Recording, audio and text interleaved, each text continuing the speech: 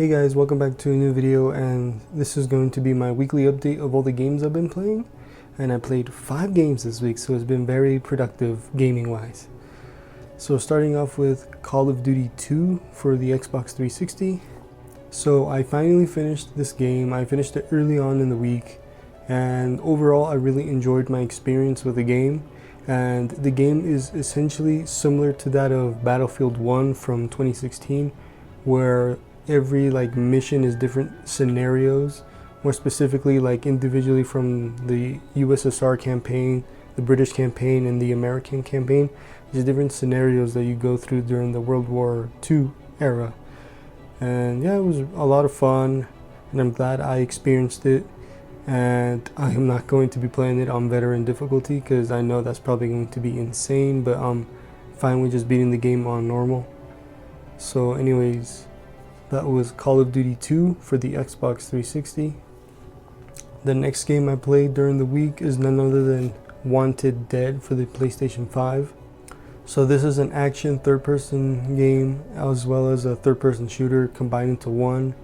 So apparently this game was developed by some of the people that worked on the original Ninja Gaiden team, and you can tell that the DNA from Ninja Gaiden is in this. So the story of the game, from what I could remember, is you play as a ex-convict named Jones. Her first name's Hannah, but she goes by Jones, and you are assembled into a team and you're basically doing jobs for the police.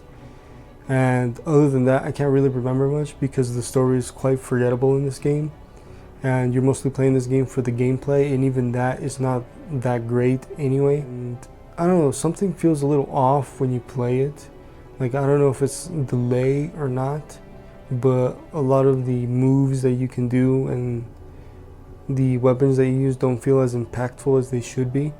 But the kill animations, the executions look cool, but other than that, yeah, it's a very strange game.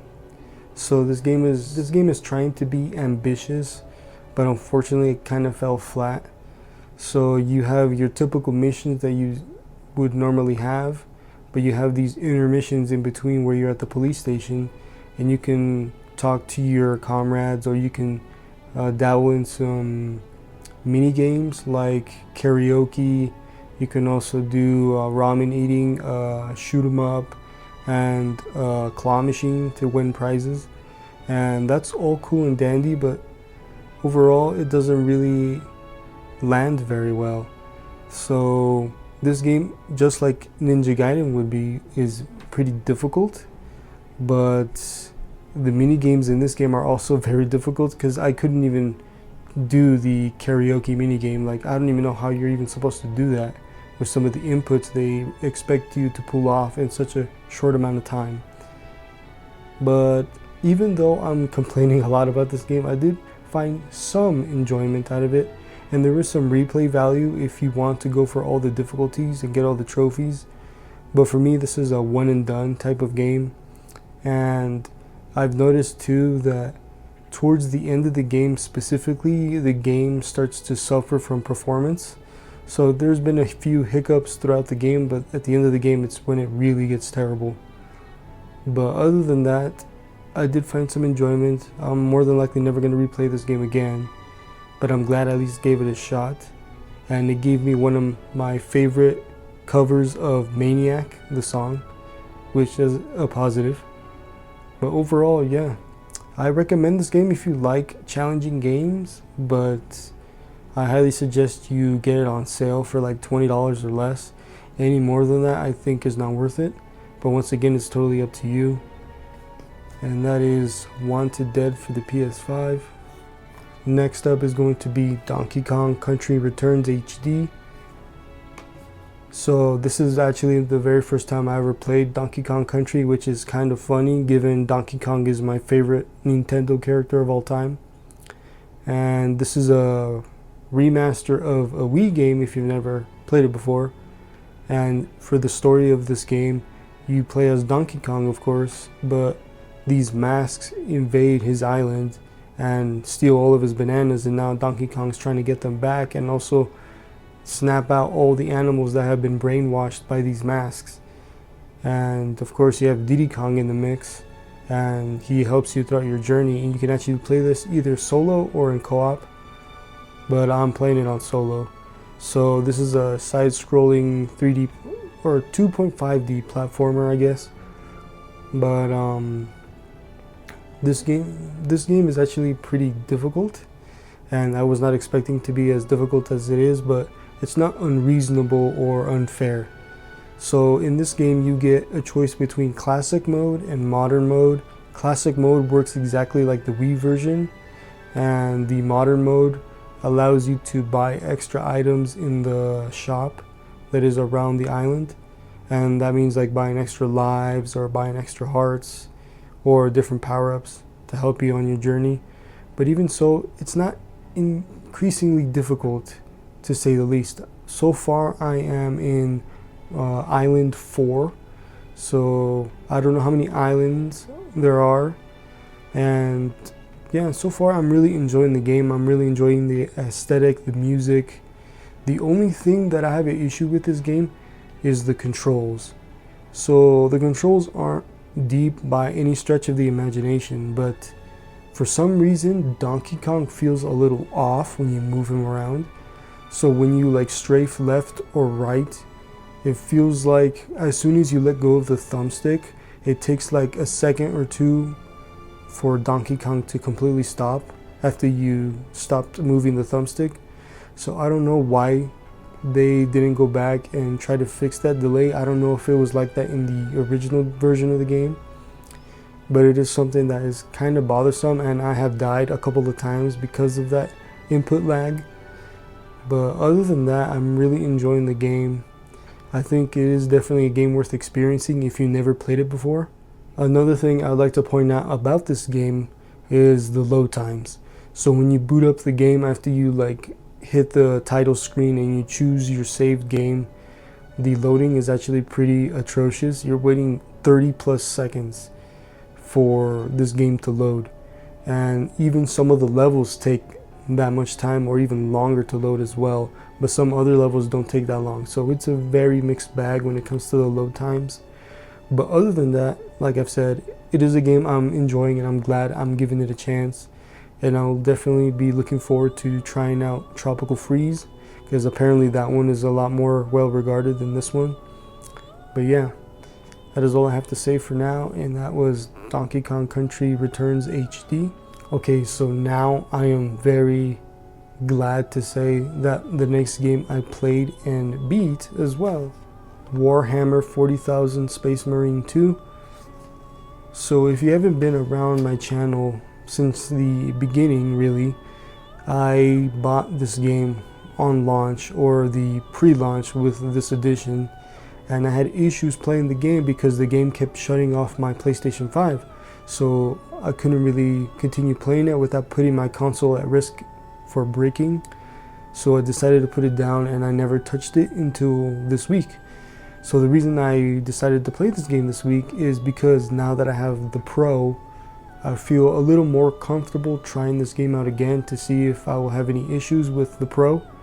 But luckily enough, I had no issues. I was able to finish the game, and my goodness, is it such a good game. So this is exactly what it is, a gore third-person action shooter game. And if you've never played the original game like myself, you can play this game and still really enjoy it. There is co-op that you can play through the entire campaign, and you can also play the operation missions as well.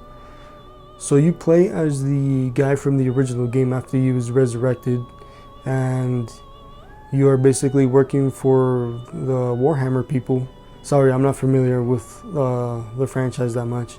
So you work for them, and you're trying to stop the Tyranids and the heretics as well from completing whatever their task is.